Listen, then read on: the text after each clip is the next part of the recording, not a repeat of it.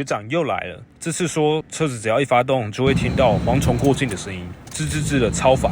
这个声音开冷气就会出现，不开就消失。推测是由鼓风机里轴心磨损所产生的异音。换一颗新的，声音果然马上就消失。终于开车不用像在抓虫了。这种异音如果拖着不管，可能导致风机卡死、烧保险丝，到时候连冷气系统也得跟着陪葬。